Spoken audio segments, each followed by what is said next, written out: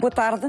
Há cerca de 4 anos foi passada aos jovens a mensagem de que deviam deixar a zona de conforto deles e deviam procurar no estrangeiro, imigrando, um projeto de vida que o país não lhes conseguia dar.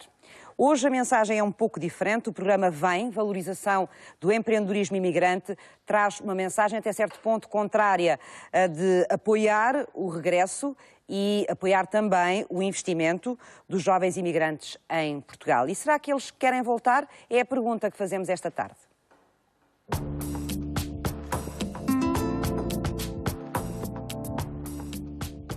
Com a crise, muitos portugueses perderam a esperança no futuro. Sem emprego nem perspectivas de o arranjar a médio prazo, muitas pessoas atravessaram as fronteiras para encontrar na Europa o que por cá não tinham: uma vida digna. Agora, o governo quer receber estes migrantes empreendedores de braços abertos e criou para isso o programa Vem. É um convite a um regresso a casa que a sociedade civil vai debater hoje. Fique connosco e entre na conversa, porque este programa também é seu. Portugal está entre os 30 países com maior fuga de cérebros. Nos últimos 5 anos, emigraram mais de 200 mil pessoas, mais de 200 mil portugueses, entre os 20 e os 40 anos. Para conversar hoje no Sociedade Civil sobre esta temática, o regresso ou as possibilidades de regresso destes jovens imigrantes a Portugal, vão estar connosco o Pedro Góes, sociólogo, professor das Belas Artes do Porto e investigador também da Universidade de Coimbra, no Centro de Estudos Sociais. O César Ferreira, delegado regional do Norte do Instituto do Emprego e Formação Profissional. Está connosco também no Sociedade Civil o Ricardo Carvalho, presidente executivo da Fundação de Juventude. E João Teixeira, arquiteto, emigrou com 24 anos, regressou a Portugal já depois dos 30 anos. Muitos portugueses, sobretudo muitos jovens portugueses e famílias, às vezes inteiras, procuraram nos últimos anos um projeto de vida no estrangeiro. Agora o país quer recuperar parte desses imigrantes com incentivos para que eles possam regressar ao país. Vamos saber o que é oferecido. Em dezembro de 2011, o discurso oficial era este.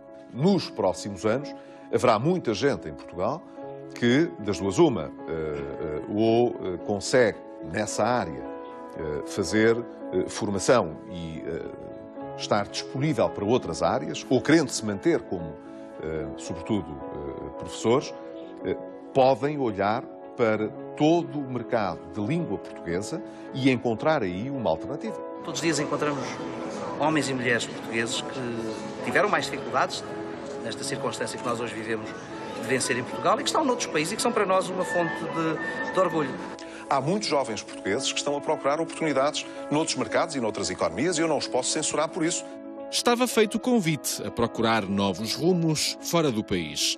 Os portugueses ouviram o repto do governo, muitos fizeram-lhe a vontade.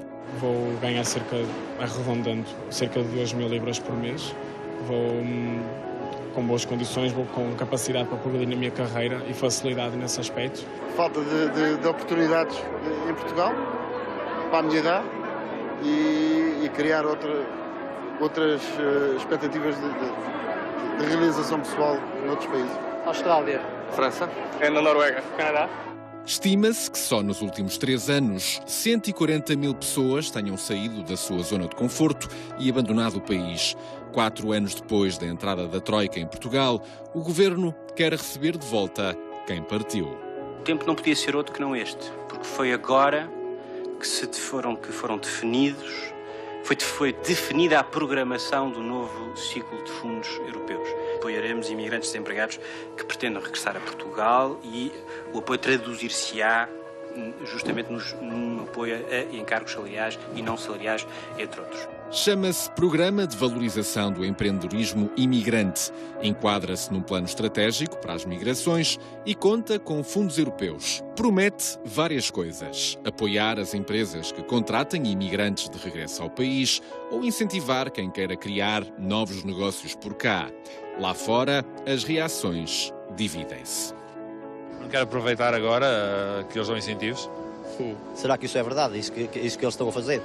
Seria a força impulsionadora e a motivação necessária para eu voltar e apostar no meu próprio negócio em Portugal. Quanto ao regresso, vai ficar à espera das medidas? Sim, claro. Até lá ainda vou aguardar. Não vou trocar o certo por o incerto. Uma cidade como o Rio de Janeiro que acaba sendo cansativa. Então, sempre uma hipótese boa voltar. É o que eu faço, eu tenho que equacionar tudo e se tiver um apoio, obviamente, ajuda a voltar para Portugal. Por agora, o Governo não avança previsões do número expectável de regressos. Não se sabe quanto o programa vai custar, nem o tipo de apoios disponibilizados. Sabe-se apenas que, numa primeira fase, este VEM poderá apoiar meia centena de projetos, cada um com 20.000 euros. Se quiser participar no programa do Sociedade Civil esta tarde, já sabe que pode fazê-lo. Eu vou recordar qual é o número de telefone que pode utilizar se quiser conversar connosco ou colocar alguma questão a algum dos meus convidados. É o 227-156-256 e pode também fazê-lo, participar no programa, deixar o seu comentário ou a sua opinião na página do Facebook do Sociedade Civil. No tema desta tarde, na parte dos comentários, contamos também com a sua opinião. Muito obrigada aos meus 4 convidados esta tarde, bem-vindos a todos. Pedro Góis, vou começar por si. Sempre que se fala desta questão, e sobretudo muito na comunicação social, quando se vão surgindo os números, os novos números da imigração, etc., há muito a tentação de se comparar isto com aquilo que aconteceu na década de 60, com a imigração clássica que todos nós conhecemos e até estudamos, não é? São comparáveis estes dois momentos, estes dois fenómenos? São semelhantes? Sim, são comparáveis ao nível da escala, ou seja, dos números de saídas num curto período de tempo. São comparáveis também porque a pressão era económica e agora volta a ser uma pressão económica. Claro que nos anos 60 à pressão económica acrescentava-se uma pressão de saída derivada das questões políticas e também das questões militares, não é? Uma vez que havia muitas pessoas que saíam para fugir ao serviço militar. E, portanto, a pressão económica é uma das constantes entre os dois movimentos. São comparáveis também porque o maior fluxo se destina a países europeus, e, portanto, já nos anos 60 assim era e agora repete-se. São comparáveis porque é uma fuga de jovens, e também nessa altura a maioria dos que saíam eram jovens, portanto eu diria que sim, que são à partida fluxos comparáveis. Algumas dessas características não são características comuns a quase todos os fenómenos de imigração, fora as situações de guerra, em que as pessoas fogem da guerra, etc. Não são situações comuns. Ir à procura de melhores condições de vida, geralmente são as gerações mais jovens que o fazem, têm mais dinâmica, mais energia, mais esperança, talvez, não é? Em mudar a vida delas. Não são semelhantes a todas as outras... Serão. A questão que me colocou foi se os dois movimentos em Portugal eram comparáveis. Exato. Claro que eles também são comparáveis com a maioria dos fluxos migratórios que ocorrem à escala global. A questão aqui não é tanto perceber se eles são comparáveis entre si, porque sim, é uma mudança de um território para o outro e isso torna-os desde logo comparáveis. É porque é que um país como Portugal volta a ter um fluxo migratório com quantitativos de saída tão elevados. Essa é a questão. Isso é normal? Não há outros países que tenham tido o mesmo tipo de fenómenos? Sim, e que também são comparáveis. A Grécia, por exemplo, que tem um fenómeno de saída parecido com o nosso e que repete um pouco o que se passou também em décadas anteriores. A Espanha, de alguma forma, embora de uma forma menos importante do que no caso português. Mesmo a própria Itália, que repete, sobretudo nas suas províncias do Sul, uma saída que ocorreu também na década de 50 e na década de 60. Portanto, há de facto também aqui uma comparação com outros países europeus sujeitos à mesma pressão e, digamos, à mesma reestruturação do ciclo económico que provoca esta saída. Eu não sei se é possível existir, não sei se a nível de sociologia isso se faz, se há um tipo de imigrante, ou vários tipos de imigrantes. Nessa tipologia também serão idênticos, ou seja, os jovens que hoje imigram com as mesmas ferramentas que imigravam os da década de 60? Não, desde logo porque a tecnologia alterou tudo o que é comunicação e, portanto, hoje comunica-se de uma forma muito mais fácil e, portanto, as oportunidades surgem por via de novas formas de comunicação, designadamente através das redes sociais, do acesso à internet e, portanto, vai-se com mais segurança. Em segundo lugar, porque também as mobilidades mudaram. Hoje viaja-se muito rapidamente de avião, não se vai propriamente a salto ou a pé, atravessando a fronteira, não se vai de comboio. Portanto, é uma imigração mais consciente, mais planeada? Já na altura era planeada, porque o risco era grande. Ou seja, já nos anos 60 era uma migração também planeada. Ela é hoje planeada de forma diferente, mas também é muito espontânea. E temos hoje muita imigração que decorre da procura de uma nova oportunidade que foi descoberta recentemente e que também aproveitável agora ou já não é. Gostava talvez de dizer que não são apenas os jovens que migram agora, e esse é um ponto importante, uma vez que uma das, talvez, das características novas deste fluxo que vamos tendo recentemente é que estão a migrar pessoas de todos os grupos etários, desde crianças que acompanham os pais até idosos que vão ao encontro dos filhos que estão lá fora.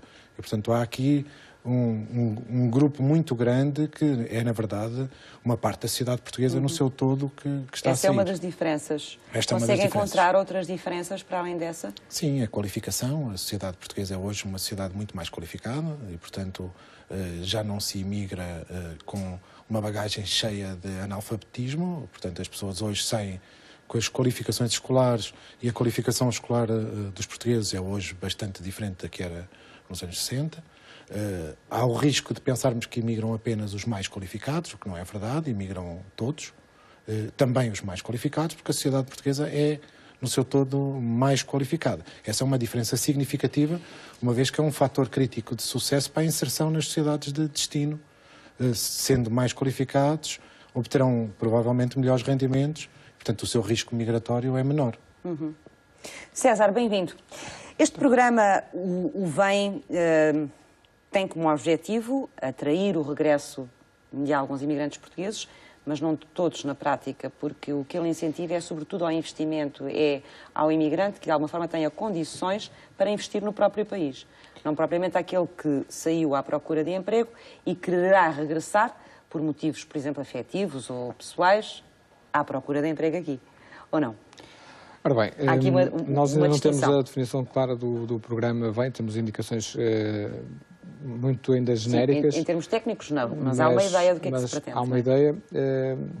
Agora, aquilo que o fundamento do programa é que os jovens que emigrarem, que tiveram experiências lá fora, no estrangeiro, que tragam para cá essas ideias e que cá em Portugal criem novos projetos, que criem o seu próprio emprego e inclusive que possam criar mais empregos com isso, e depois aqui tentarmos dinamizar a nossa sociedade. Ora bem, nós no Instituto de Emprego temos alguns programas que permitem desde já também apoios à criação do emprego, programas que estão a funcionar há muito pouco tempo. Que estão cá. Jovens que estão cá, mas que podemos depois, depende das especificações técnicas do programa, mas temos que depois estudá-las e analisá-las. A maior parte das medidas do Instituto de Emprego permitem esta cumulatividade de apoios e, portanto, podemos eventualmente estudar um conjunto de programas e medidas que existem hoje para os jovens, para que os jovens possam criar o seu próprio emprego. Então este programa não vai nada de novo, o VEM. Se já existem programas que fazem esse apoio... Eduardo, os programas que nós temos neste momento são para os jovens que estão cá. Este programa VEM Os que estão lá fora podem concorrer a estes programas ou não? É como digo, gostava de ver as especificações técnicas para termos essa certeza. Não, os que já existem, os que já existem. Os que já existem, claro que sim. Se eu estiver no estrangeiro posso candidatar-me ou não, porque já não sou jovem, mas... Todos somos jovens. Os jovens que estão lá fora podem neste momento candidatar-se a estes projetos? Claro que sim. Só que o problema está no custo. Não, mas é que temos que apoiar também o custo depois do regresso. E eu acho que essa é uma componente de custo importante e que este programa pode dar aqui um contributo muito importante. Ou seja, uma coisa é estar um jovem aqui no Porto ou em Lisboa e quer montar o seu próprio negócio, outra coisa é um jovem estar em Londres ou em Bruxelas e quer regressar a um conjunto de custos que tem que suportar para o regresso. E penso que nessa perspectiva este programa poderá ter uma mais-valia muito importante. Agora, hoje também temos em Portugal, e nomeadamente no Instituto de Emprego, um conjunto de apoios que são importantes para os jovens que os jovens podem aproveitar para criar os seus próprios negócios. Vamos falar de alguns deles também, porque não quero mais lembrar isso e é uma forma também de informar para quem precisa de ter essa informação. Ricardo, bem-vindo, muito obrigada por estar connosco. Obrigado, eu. Quais são as grandes motivações, ou as principais motivações que têm levado os jovens a emigrar nos últimos 5 anos, 6 anos, para falarmos desta vaga recente? Eu acho que, muito sinceramente, é o emprego. Acho que a questão, e há pouco já se focou isso, a questão do ciclo económico, o aumento exponencial da taxa de desemprego, em especial o desemprego jovem, tem levado grande parte dos jovens a procurar oportunidades fora de Portugal. Também as economias cada vez são mais globais, também há programas que estimulam essa mesma ida para o estrangeiro, desde cedo nas universidades. O programa Erasmus hoje abre portas para experiências curriculares dentro da Europa. Muitos jovens fazem essas experiências. Ficam de alguma forma com algumas ferramentas que lhes permitem depois mais facilmente também trabalharem e olharem para o mercado europeu em vez de olharem só para o mercado português. É isso? Exatamente. Eu acho que o cerne da questão hoje é o emprego. E que perspectivas é que há para os jovens na inserção na sua vida ativa e na sua vida profissional? Mas a ideia que tem é que esses jovens qualificados conseguissem emprego cá, não pensariam em ir para a Europa ou para outros países da Europa, ou pensariam na mesma? Eu acho que pensariam. A questão aqui, nós temos dois tipos de imigração, a meu ver, junto dos jovens. Há a imigração forçada e há a imigração numa lógica proativa de procurar novas experiências, novos mercados e outro tipo de oportunidades. É óbvio que esta temática eu quase que contornaria a questão focando o que é que podemos fazer para que os jovens não imigrem. Hoje em dia, para mim, um dos problemas fundamentais é a questão da educação. A oferta educativa que nós temos, o match, diria, entre a oferta e a procura e o mercado de trabalho, e o facto de termos vindo a adiar de alguma forma sucessivamente uma reforma no ensino, em especial no ensino superior, mas também uma aposta que não tem sido feita e deve começar a ser feita no ensino profissional. Acho que devemos cada vez mais ajustar esta oferta educativa à rede de ensino superior e a componente da formação profissional e do ensino profissional. Está-me a dizer que estamos a formar jovens para áreas para as quais depois não temos emprego em Portugal, é isso? Muitas delas sim, e também estamos a formar jovens que são áreas e são áreas qualificadas. Muitas delas, há muitas áreas qualificadas, em áreas, sobretudo nas engenharias, inclusivamente na área da saúde, que formamos bem. São jovens que procuram oportunidades em outros países onde esse mercado de trabalho requer essas qualificações, que cá não há, e que são jovens que triunfam, que são profissionais muito bem-sucedidos e que acrescentam esse valor a esses países. Exatamente. A ideia que eu tenho também muitas vezes é que há jovens que, apesar de poderem ter emprego cá ou poderem trabalhar cá, sentem com as qualificações que têm, provavelmente conseguem expandir-se mais e conseguem ter mais oportunidades, não para subir em termos de carreira, mas até para ganhar experiência, para se tornarem profissionais bons nas áreas deles lá fora, não é? Não, isso é verdade. A oportunidade também tem aqui a ver, não tem a ver só com a falta de emprego. Muitas vezes têm emprego, mas os empregos lá fora são mais apetecíveis. A questão é, há emprego, ou começa a haver algum emprego, e está ligado diretamente ao ciclo económico. Começamos a ter alguns dados animadores de criação de emprego, depois temos emprego mais qualificado e emprego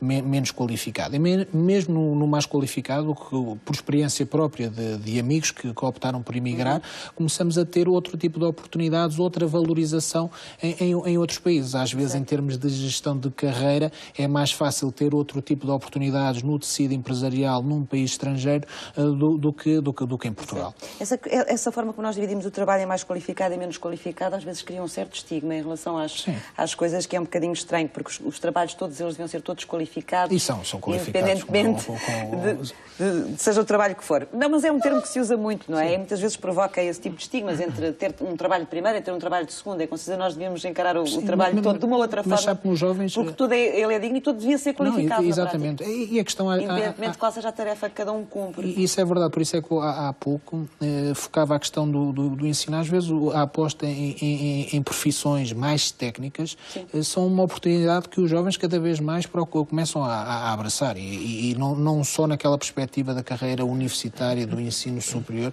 daí é cada vez mais haver também esta própria perspectiva dos jovens de procurarem outro tipo de formações, e aí a qualificação e a requalificação são fundamentais para encontrar um emprego.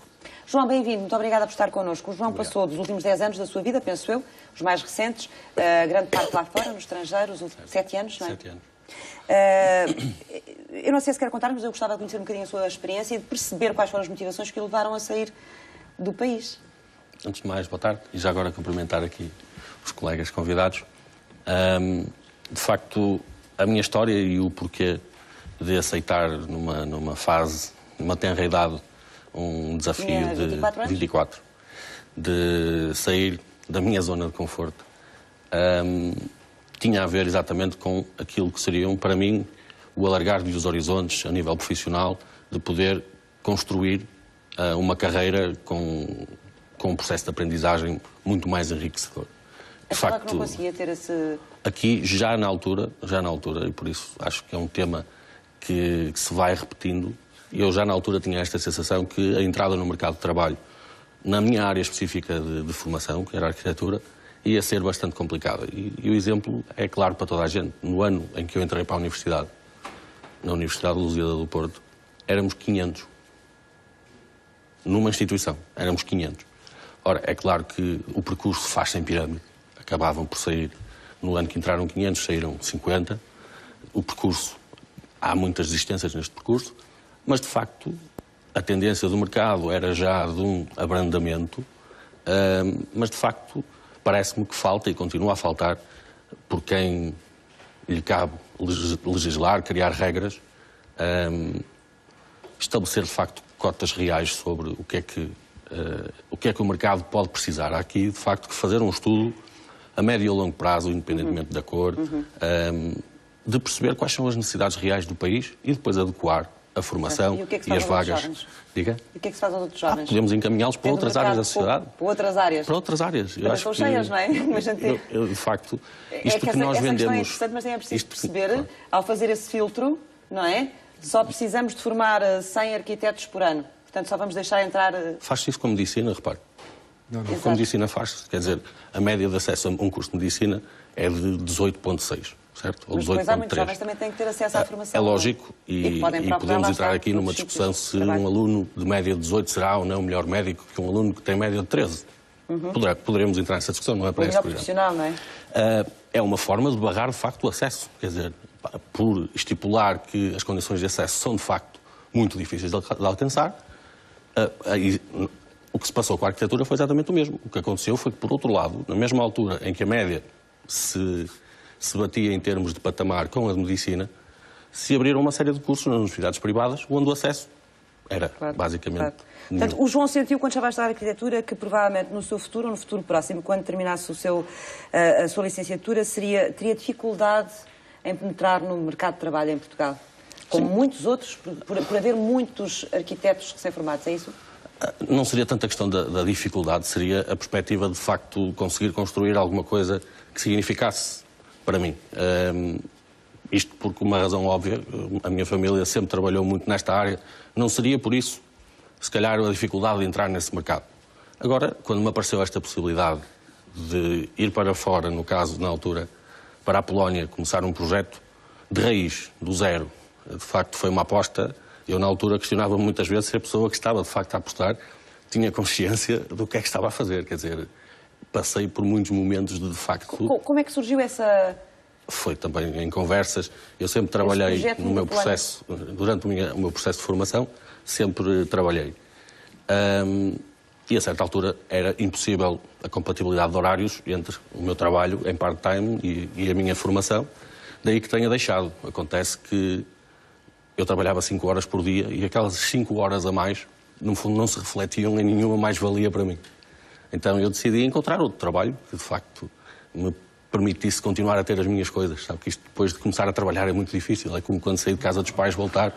Não é porque gostemos mais ou menos, é mesmo porque habituámos-nos a ter certas rotinas, certa autonomia.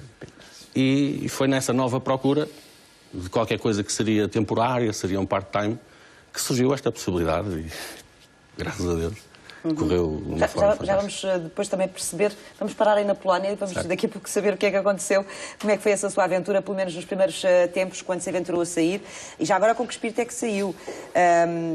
Eu tenho que ir falar com o público já daqui a pouco, mas Pedro, queria perceber consigo, primeiro, para onde é que estamos a migrar?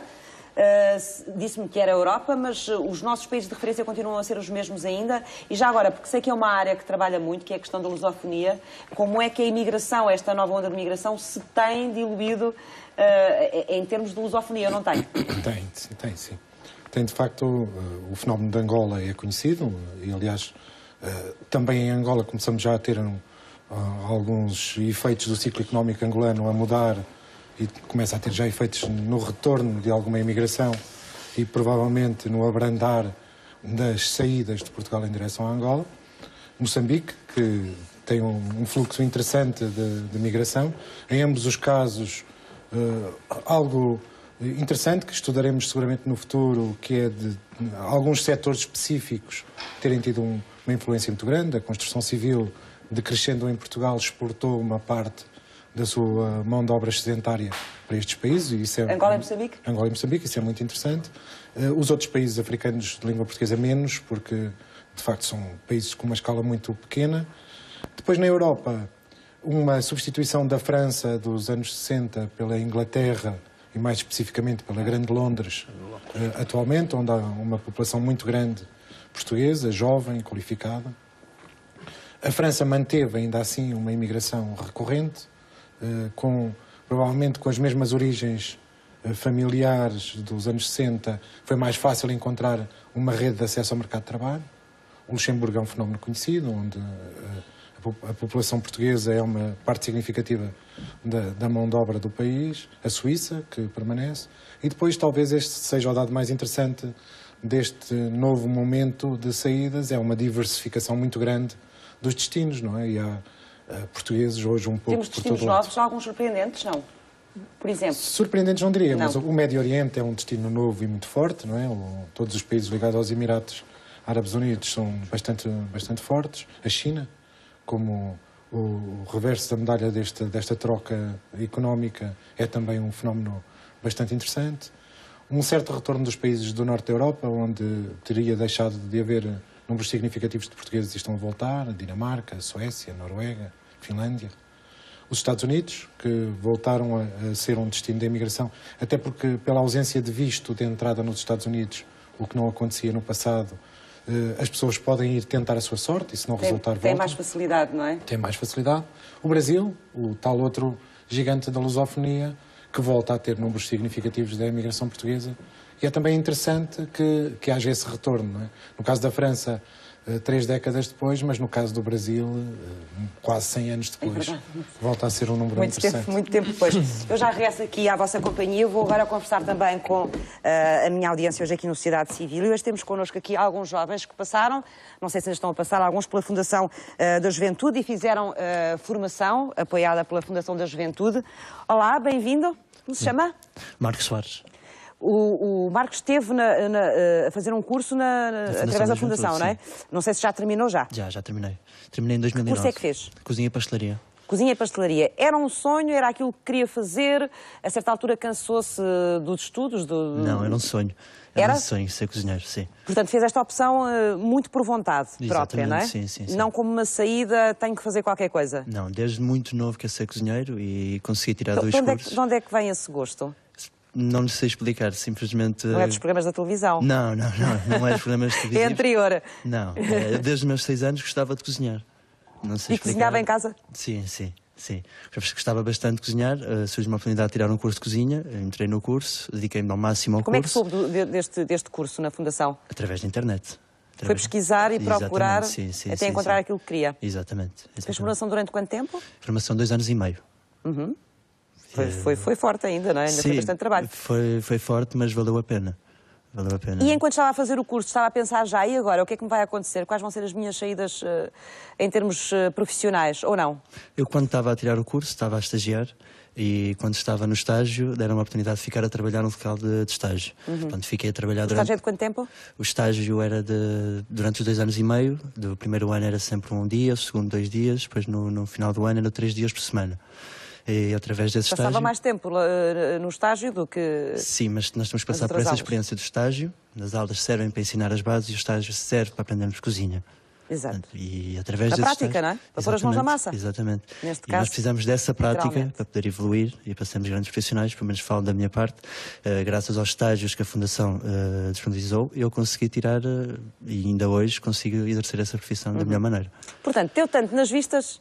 que quiseram logo ficar consigo, foi? Na altura, sim. E então, acabou o curso e começou a trabalhar logo, foi? Comecei logo a trabalhar. Num hotel, num restaurante? Foi num restaurante. Foi num restaurante. Na cozinha? Na cozinha, exatamente. Ainda não como chefe? Não. Nunca como chefe. Quando se sai de uma escola nunca se pode ser chefe. É preciso aprender para ser chefe. É um trabalho duro, não é? Duro. Bastante duro. Mas vale a pena. Quando se tem gosto, vale a pena. Muitas horas? Muitas horas. Mas as horas é o menos. Desde que a gente trabalha, estamos lá para trabalhar sempre, sempre, sempre. A gente pega em qualquer coisa, pegamos nos alimentos e olhamos para eles com amor e carinho e estamos sempre, sempre a trabalhar. É mesmo vocação, já percebi. Gosta mesmo daquilo que faz. Muito. E isso é muito importante, não é? Porque quando se gosta daquilo que se faz, custa bastante menos. Muito menos. Não tem aquela coisa de que tem que ir para o emprego agora. Não, nós vamos fazer aquilo que gostamos. Eu adoro cozinha, adoro cozinha. E depois, entretanto, o que aconteceu? Já não está nesse sítio, pois não? Não. Então? Eu, desde que saí daí, passei por muitos locais de trabalho. E hoje em dia estou como chefe de pasteleiro num restaurante que é... A sua área são os doces, é? Sim, neste momento são os doces. Mas já passei experiências por cozinha, mas pessoalmente gosto mais de trabalhar em pastelaria. E na pastelaria sinto-me bastante bem. E tento evoluir ao máximo. E deixam-no criar também? Deixam-me criar todos os dias deixam-me criar pratos novos. Todos os dias. Isso é importante também, não é? Sim. Para ir evoluindo, fazer as suas experiências, deixar a sua marca na cozinha. Há quanto tempo é que trabalha, Marcos? Eu trabalho desde os meus 18 anos. Ainda a fazer o curso? Ainda a fazer o curso, exatamente. Portanto, já trabalha há quanto tempo? Trabalho há 3 anos. Há 3 anos? Há 3 anos. Nunca teve aquela angústia de conhecer o que era o desemprego, pois não? Foi sempre a trabalhar? Houve sempre uma altura, tive só um mês, foi passar para outro local de trabalho, tive esse mês e não gostei. Não é? E começando a trabalhar, nós damos outra vez o máximo, mas foi, por enquanto, nunca fiquei desempregado, só tive esse mês, mas foi por troca de local de trabalho, nunca tive desempregado. Nunca pensou também ir lá para fora? Não, nunca. Nem mesmo na sua área, fazer novas experiências lá? Por enquanto, não. Sente-se bem cá? Sim. Muito obrigada. Obrigado. Temos aqui o Tito Negola, não é? Sim. Olá, bem-vindo. O Tito também fez um curso na Fundação? Não, eu estou a manter o curso, eu estou a continuar, ainda estou a estudar lá. Ainda está a estudar? Sim. Que curso é que está a fazer? Eu estou a tirar o técnico de eletrónica, automação e computadores. E era aquilo que gostava, era aquilo que queria? Ao início não, porque eu queria desporto, eu praticava desporto, era aquela área, só que eu estive a pensar melhor naquela área e não via saídas cá que me pudessem favorecer, então eu não quis ir para o técnico de... Sim. Fez o quê? O 12º ano foi? Não. Então fez o quê? O nono? Eu fiz no ano normal e agora estou no curso profissional técnico. E porquê que escolheu um curso da Fundação? Um curso da Fundação porque eu fui-me informar, estive na Câmara, porque eu sou da Póvoa, e então na Câmara eles informaram-me, disseram-me que era uma escola que, por acaso, os alunos tinham muita saída, e então eu escolhi logo ir para aí, porque eu quero trabalhar logo no final do curso, não quero ficar em casa. E gosta do curso? Eu gosto do curso. No primeiro? Não, estou no 3º ano, passei agora. É o último? É o último ano. Gosta? Gosto. E já está a fazer também. Então também, imagino eu, como o Marcos também está a fazer estágio. Mas o dele era de 2 ou 3 dias por semana, e eu a semana sim, ou a semana não. O estágio é 350 horas no primeiro ano, são 550 no segundo e 650 no terceiro. O estágio dá-vos experiência, não é? Sim, dá muita experiência e basta. Que estão em contexto de trabalho normal, com outros profissionais que estão empregados, não é? Claro. Mais velhos que nós, que nos ensinam a sua arte, e nós já aprendemos. Está a ver-se nesta área? Estou a ver-me nesta área. Claro que este curso é muito vago, tem muito tipo de áreas, e eu gostava mais da área da programação, computadores, mas nós temos que aprender de tudo um pouco, se queremos gostar. Já agora, antes de eu voltar ali para os meus convidados, o que é que pensa, como jovem que é também, ou como é que encara a saída destes jovens todos de Portugal nos últimos anos? É uma situação difícil, mas eu vejo, tipo, no meu caso, no curso de eletrónica, vejo que em todo o mundo a eletrónica está sempre a evoluir, é algo que nós estamos sempre a precisar. Tanto em Portugal, na China, na América, nós estamos sempre a precisar. E como as evoluções não são feitas cá, os portugueses precisam sempre de bons técnicos e jovens técnicos para inovar essas dificuldades que nós temos todos os dias. Muito obrigada por ter vindo à Sociedade Civil e também por deixar a sua opinião. Ricardo, de uma forma geral, estes cursos da Fundação, a grande vantagem que têm, digamos assim, é aproximar o mais possível os jovens, enquanto estão a fazer a formação deles, das áreas de trabalho, do mercado de trabalho. Portanto, eles entram logo em contacto com o mercado de trabalho, com os empregadores, e têm muito tempo, aquilo que eu percebi, muito tempo de estágio, de trabalho, com as mãos na massa, como se costuma dizer, não é? É um projeto realizado em conjunto com o IFP, Fundação da Juventude. Você também depois pode completar. É uma entidade protocolada do IFP, e basicamente o que nós procuramos é que nestes cursos profissionais eles tenham desde logo experiência no contexto de trabalho, ou seja, uma experiência evolutiva, e depois há um aspecto que a mim me parece muito importante, porque a oferta educativa que é oferecida tanto pelo IFP, neste caso pela Fundação da Juventude, é uma oferta educativa alternativa a pensar no mercado de trabalho, no mercado de trabalho regional. Nós temos taxas de empregabilidade, sobretudo, por exemplo, na área da cozinha, mesa, bar, hotelaria, que andam na ordem dos 80%. Ou seja, conseguimos, desde cedo, não só dar a formação profissional aos jovens, ter entidades que os acolhem nestas experiências profissionais. A formação que fazem tem a ver já com uma perspectiva de mercado, no sentido de perceberem quais são as necessidades? Sim, aliás, é o IFP que de algum modo sinaliza quais são as prioridades em termos de oferta educativa na área da formação profissional.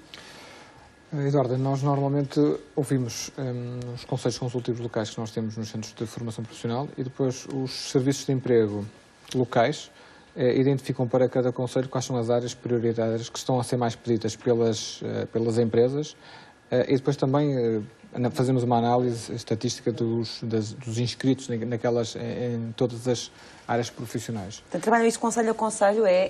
Fazemos localmente? Um dos nossos principais objetivos é oferecer formação profissional o mais próximo das pessoas e o mais próximo das empresas. E, portanto, fazemos esta análise conselho a conselho e depois, de acordo com os conselhos ao nível da região, vamos identificando quais são os nossos parceiros. Ou nós desenvolvemos diretamente o Instituto de Emprego, ou encontramos parceiros, como é o caso da Fundação da Juventude. Portanto, a ideia é captar jovens para estes cursos, que são cursos que os formam para áreas onde há necessidades e depois encaminhá-los para o trabalho. Sim. Fazer este circuito, não é? Este percurso que o Marcos e outro jovem fizeram é um pouco aquilo que se passa com um conjunto de muitos outros jovens que estão a desenvolver formação profissional em Portugal hoje e que já se desenvolvem há alguns anos. Este é um projeto que já tem alguns anos.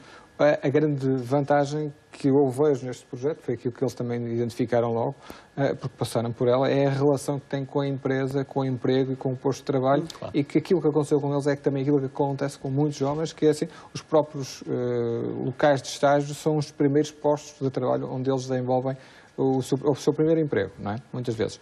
Depois, todos eles fazem uns percursos. Qual é a taxa de sucesso deste projeto? As taxas de empregabilidade variam muito das áreas que nós temos. Ou seja, temos áreas que a taxa de empregabilidade pode estar muito perto dos 100%, em algumas áreas, muito perto do mesmo dos 100%. Temos projetos, por exemplo, em que são as próprias empresas que têm a turma de formação dentro da empresa. Há grandes empresas, cá em Portugal e no Porto. A taxa de sucesso, para mim, é... para além da formação, como é óbvio, das pessoas que fazem formação e a completam, porque nem todos completarão, provavelmente pode haver desistências, sim. Quantos destes jovens são empregados? Arranjam um posto de trabalho? É como estava a dizer, Eduarda, a taxa geral que nós temos calculado é cerca de 70%, andamos 70%, mas isso varia muito de área para área. Há áreas em que têm taxas menores e há áreas que têm perto dos 100%. E também varia muito do local onde é desenvolvida a formação profissional, porque temos inclusive alguns parceiros que são próprias empresas produtoras industriais que têm turmas dentro dela e fazem quase que uma formação interna, utilizam quase que para formação interna. O que é importante, porque muitas vezes os jovens estão a aprender com a tecnologia de ponta, porque nem os centros de formação têm, nem as escolas, e ali a própria empresa tem a tecnologia de ponta e está a permitir que o jovem faça a sua aprendizagem na tecnologia, no estado da arte. Claro, e a formá-lo para aquilo que são as necessidades da própria empresa. Já vamos regressar aqui à nossa conversa. Há poucas semanas tivemos aqui uma história de 4 jovens de Chaves que, por falta de um cinema na cidade, resolveram eles próprios criar um cineclube e resolver esse problema que existia. Ultrapassaram assim a dificuldade que havia de ver cinema na cidade. À falta de oferta cultural que existe em Chaves, e não é só o cinema, estes jovens resolveram responder também com um projeto que viesse colmatar as necessidades que sentiam. São os Indie Roar e vamos conhecer esta iniciativa. Roar, substantivo masculino. Na linguagem popular, significa grande quantidade. Ora, o Diogo, o Ruben, o Tiago e a Marta são 4, mas valem por uma multidão. São eles os Indie Roar. Os Indie Roar são uma produtora cultural alternativa que existe na cidade e que tem como principal objetivo produzir cultura que não existe ou que tem uma grande lacuna aqui na nossa cidade, sempre com principal objetivo, dinamizar e preservar a cultura e a identidade transmontana. Como qualquer outro jovem, eles gostam de tudo um pouco. de cinema, música, artes ou teatro. Mas gostar de cultura em Chaves pode ser um desafio frustrante. A não existência das infraestruturas acaba por ser um bocado inibidora das pessoas verem cultura.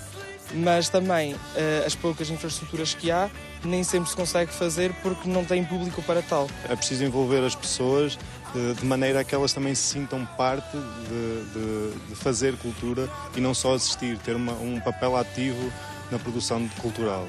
E foi precisamente isso que eles procuraram fazer. Não se detiveram perante as adversidades e, em vez de partir, optaram por ficar e produzir um horror de soluções. A revista é um projeto que já estava nas nossas cabeças há imenso tempo e concretizou-se em janeiro deste ano. É uma revista de cariz cultural que funciona como uma espécie de complemento à agenda cultural daqui e, acima de tudo, divulgar os artistas e o que de melhor se faz na região. Estamos a fazer alguma coisa, não é? Fazer as coisas com cabeça, com brio e... exatamente, com estratégia e, se possível, algo diferente do que as outras entidades culturais já estão a oferecer. Com ideias a fervilhar e umas quantas já em marcha, há, no entanto, uma questão que se impõe. Será esta uma âncora que os mantenham por cá? Eu gostava que fosse, mas, infelizmente, tendo em conta as circunstâncias em que nós nos encontramos, jovens, qualquer um neste país, eu não consigo fazer planos daqui a 5 anos. Quer dizer, daqui a 2, quanto mais daqui a 5. Se daqui a uns tempos conseguirmos realmente ter algum retorno com isto, eu não me importaria nada de continuar por aqui. Tanto nos faz, acho eu falo por todos, estar desempregados aqui como estar no Porto ou em Lisboa. Portanto, se estamos aqui, se somos daqui, e se estamos desempregados ou se pouco temos para fazer e estamos a tentar, então mais vale tentar aqui, porque é o nosso sítio, temos mais facilidades, conhecemos as pessoas, tentamos mudar e ter algum impacto na zona em que vivemos, enquanto que se estivéssemos numa cidade maior, tínhamos mais facilidades em algumas coisas, mas também não tínhamos o impacto que conseguimos ter aqui, não é? Eles ainda são jovens, mas não parece que o desemprego vá ser um problema que lhes rouba a vontade de empreender. Os Indie Horror chegaram para pôr mãos à obra e, se depender deles, Chaves nunca mais será a mesma. Temos que pensar fora da caixa, mas o fora da caixa pode ser dentro da cidade pequena. Acho que o futuro é aqui.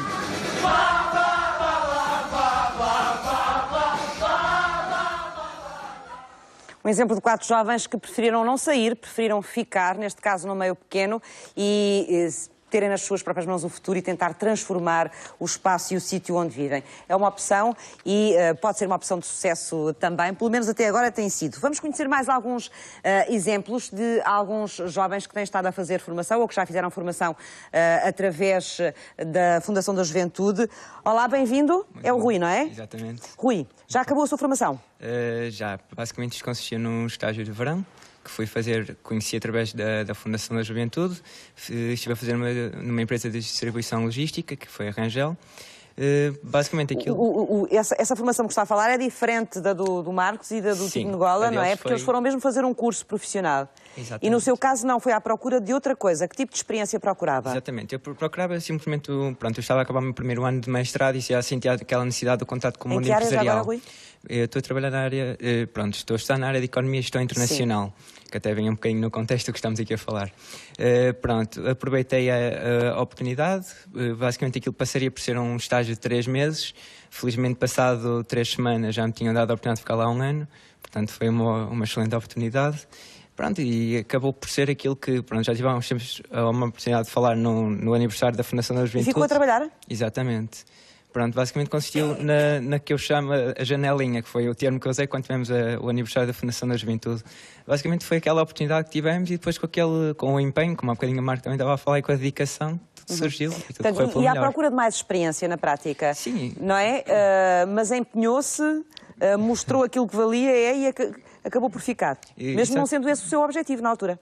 Sim, uma pessoa... Eu sou muito ambicioso e os meus pais diziam, tem calma, não é ambicioso ficar logo lá. E eu disse, não, eu vou entrar em alguma coisa, é logo para vingar. Consegui provar o meu ponto de vista e felizmente as coisas correram pelo melhor. Ainda está a trabalhar no mesmo sítio?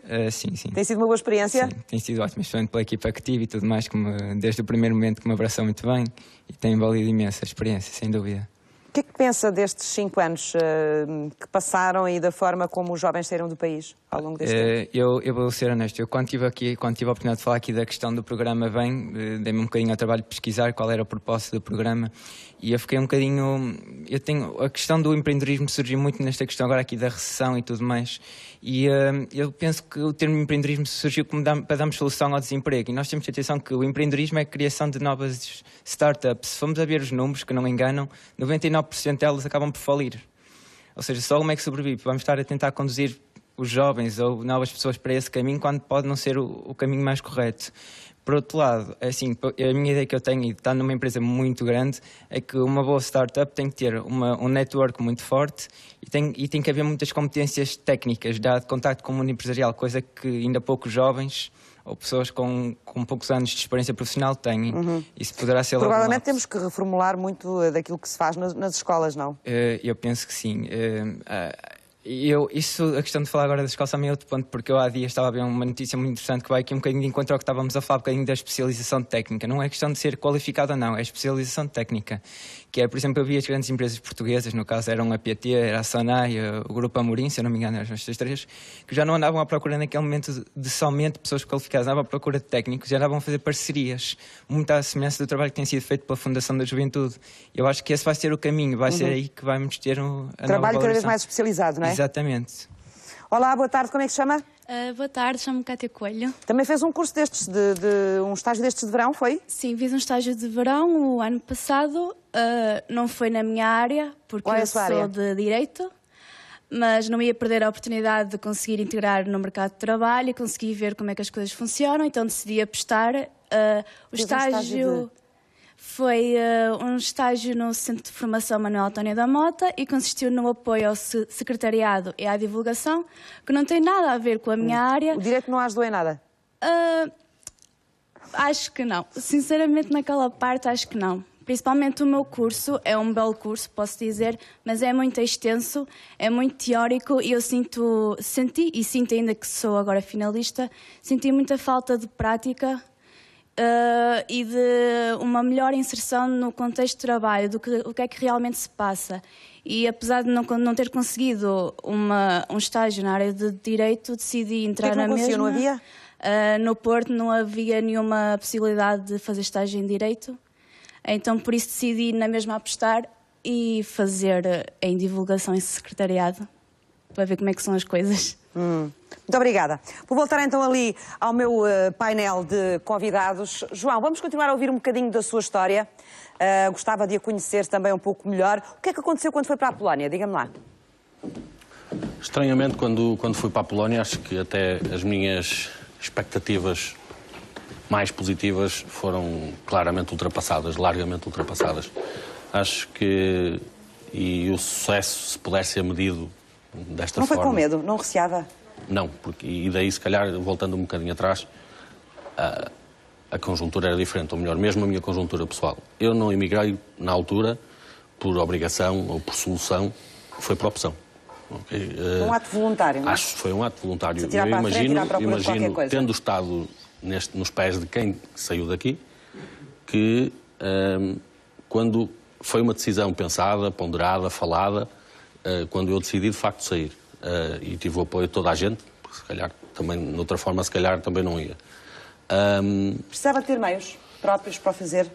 Não, o compromisso foi exatamente este. Quando me lançaram este desafio, eu estava perfeitamente estonteado com o projeto que me estavam aqui a oferecer. O que eu disse foi... perguntar é se qualquer jovem pode fazer aquilo que o João fez, se não tiver meios financeiros. Sim, eu não tinha meios financeiros. Era isso que eu estava a perguntar? Não tinha. Aquilo que eu disse foi, o projeto tinha uma componente temporal inicial de 6 meses.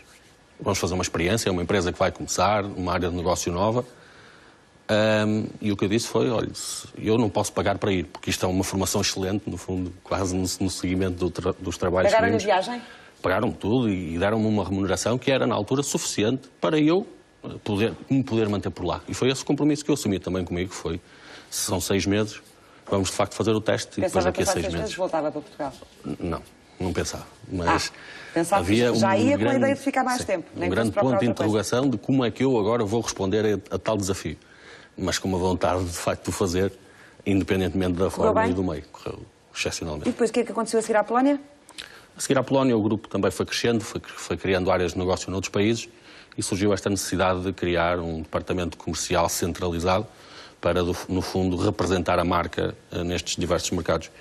E fui incumbido desta nova tarefa, numa fase inicial, acumulando as funções de direção da empresa na Polónia e o escritório de Londres, e depois com uma permanência um pouco mais dedicada a esse projeto, também, no fundo, unificar tudo o que era a marca. Estávamos já em 10 mercados e era importante, de facto, que houvesse uma união e falássemos a uma voz, não falássemos a 10. Foi uma bela experiência. Foi. Teve sorte também, não é? Certo, tive muita sorte. E vontade, e atirou-se para a Acima frente. de tudo, tive muita sorte.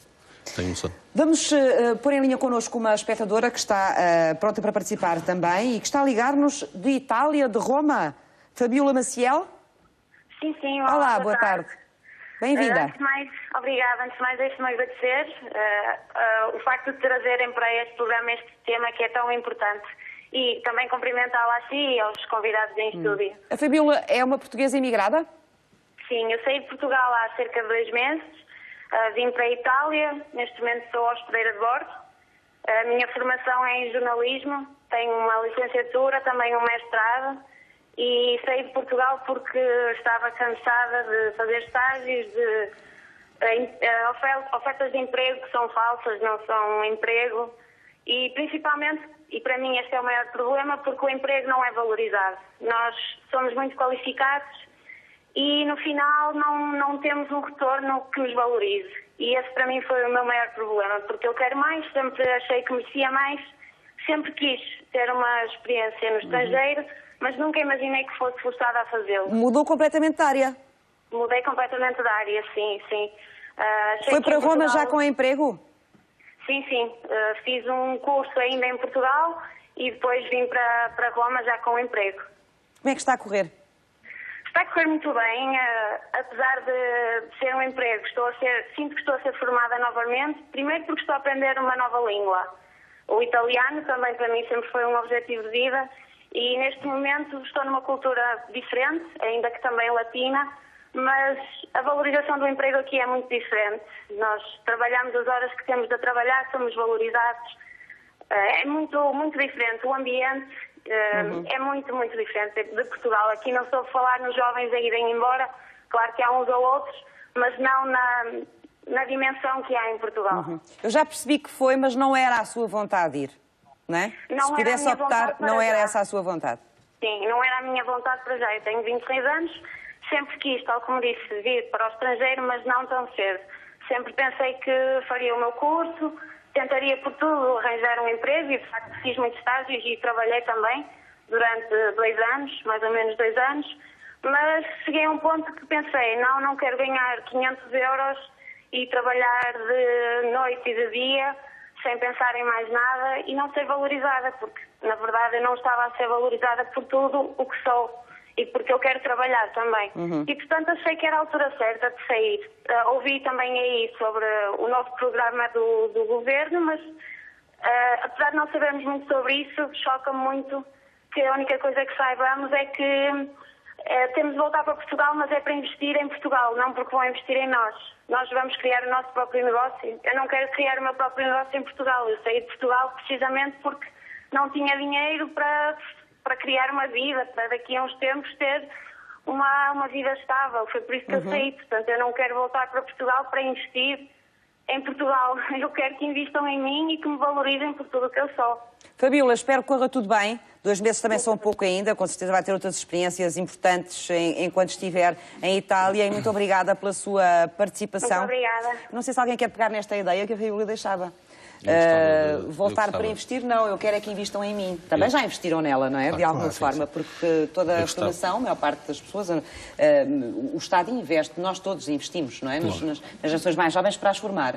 Quem quer falar sobre eu gostava só de pegar, de facto, num ponto que a Fabiola focou, que é, de facto, e já vimos aqui que existem muitos pontos comuns entre o que é a imigração hoje e o que foi nos anos 60, atenuados por as novas tecnologias, a proximidade que, ao fim e ao cabo, acabamos por conseguir fruto da evolução tecnológica. Mas o que aconteceu no tempo dos meus avós e dos meus tios, parece-me que está a voltar a acontecer. Ou seja, diferente do que e dos portugueses que eu conheci que saíram na mesma altura que eu, em 2005.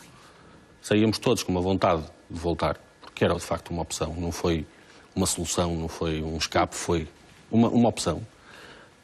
Neste caso, parece-me que, infelizmente, muitos destes portugueses estarão lá para ficar, porque vão conseguir um conforto, vão conseguir encontrar algum do conforto que procuram, alguma realização pessoal e profissional, e depois, muito dificilmente, esta é a minha opinião, posso estar a ser excessivamente pessimista, mas no contexto geral, acho que muito dificilmente irão voltar, que não seja como na reforma, como se passa na maior parte. Exato. No caso do João voltou. Como digo, as condicionantes eram todas eram diferentes. Alguma ideia final que queira deixar em relação a esta questão? Quer dizer, a ideia final passa-se um pouco por aqui, quer dizer, nós temos forçosamente que apostar muito naquilo que fazemos em Portugal e acho que tem que haver uma valorização dos portugueses, mas pelos portugueses e pelos produtos portugueses, porque temos que criar uma sociedade em que nós próprios valorizemos não só os trabalhadores e os nossos recursos humanos, mas também os nossos produtos, porque dessa forma a nossa economia vai ser mais valorizada e vai ser mais competitiva ao nível internacional. Isso passa por quê? Por onde? Passa por todos nós, por um aspecto cultural mesmo nosso, português. Ou seja, nós temos que... Há um conjunto de iniciativas que estão a decorrer neste momento que eu acho que são importantes, de apostar em Portugal, em produtos portugueses e no nosso modo de vida, e que mais tarde ou mais cedo isto dê os seus resultados e que a nossa economia esteja num momento mais competitivo. Porque também tenho a certeza, eu concordo com o que o João diz, em grande parte, mas há um fator que eu acho que era importante nós estudarmos daqui a uns tempos, é que se a nossa economia ficar bem mais competitiva, como nós todos esperamos, que não sejamos nós também a atrair outros. Estamos mesmo no final, eu queria deixar uma ideia muito rápida. Há aqui uma ideia subjacente. A sociedade não muda por decreto. E, de facto, temos que fazer muito mais do que o que estamos a fazer nesta altura. Temos que construir alguma mudança que vá além dos estágios que o programa vem e oferece. E, portanto, temos que construir uma nova realidade que possa acolher estes jovens. E o sinal que agora foi dado, pelo menos o sinal mediático que foi extraído do Plano Estratégico das Migrações, não foi o mais acertado. E foi recebido por estes jovens que estão lá fora com um sinal negativo, como muito bem esta espectadora nos disse. Atenção, invistam em nós. Não nos digam, venham fazer estágios. E a ideia foi pelos estágios que nós fomos embora. Foi por causa dos estágios, dos 500 euros que oferecem, e há dados muito evidentes. 86 mil licenciados ganham menos de 700 euros por mês. Ora, com estes preços, estamos a competir com o Burundi, mas não com a França ou com a Inglaterra. E muitos deles já endividados. Muito bem, muito obrigada aos quatro por terem estado aqui esta tarde. Este tema daria pano para mangas, como é óbvio. Haveremos de voltar a ele quando conhecermos um pouco melhor o VEM, quando ele estiver já aprovado e seja público. Vamos terminar o programa de hoje mais cedo, porque vamos ter desporto a seguir, mas digo-lhe já que amanhã vamos tratar de um outro assunto que tem muito a ver também com esta conjuntura, que é o facto de muitas pessoas estarem a regressar à casa dos pais e das dificuldades que isso cria. No próximo programa, não perca. Até lá.